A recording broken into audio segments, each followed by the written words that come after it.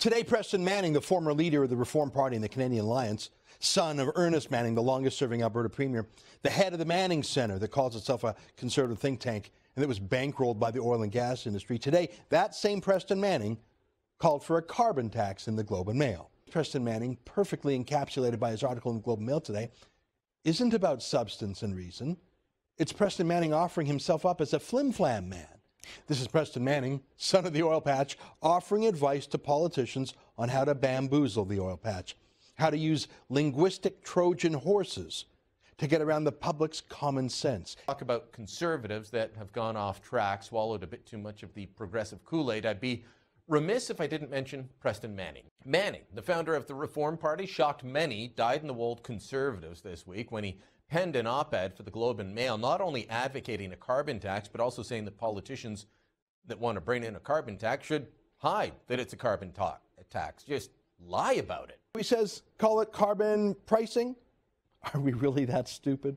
By the way, we exhale carbon dioxide. Plants need carbon dioxide to grow for photosynthesis. He's trying out his Jedi mind trick on me. Just keeps saying it's not a tax, and maybe I'll start believing it too.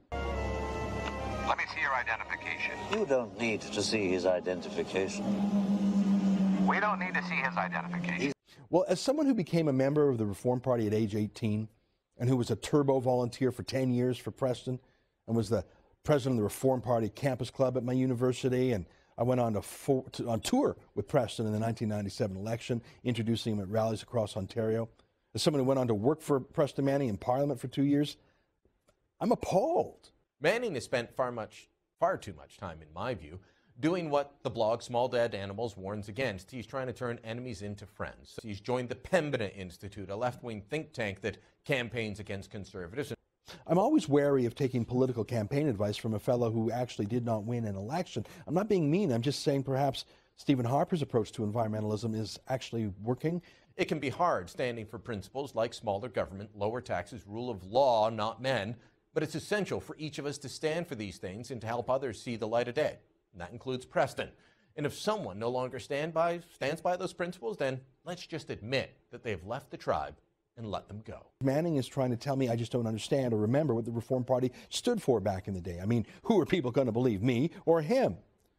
Well, there's a classic movie made in 1994, Angela Lansbury's debut actually, called Gaslight. I won't get into it, but it's a psychological thriller about a husband who's trying to drive his wife crazy for nefarious reasons. And in one case, even though the gas lights in the house were dimming, he told her, no, they're not dimming, you're crazy. The phrase gaslighting comes from that movie. It's a psychological attempt to tell someone that what they think or believe or remember is simply wrong.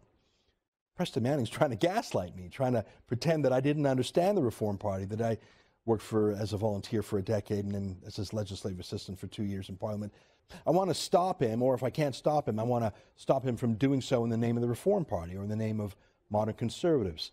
I want to stop him from using his 1990s reputation to fundraise money from the oil patch and recruiting people in his so-called conservative conference, which he's using just as a Trojan horse to Trojan horse his carbon tax into the conservative movement. If he insists on proceeding, I want to stop him from misusing the word conservative while he does it. I've set up a petition. It's called reformmanning.ca.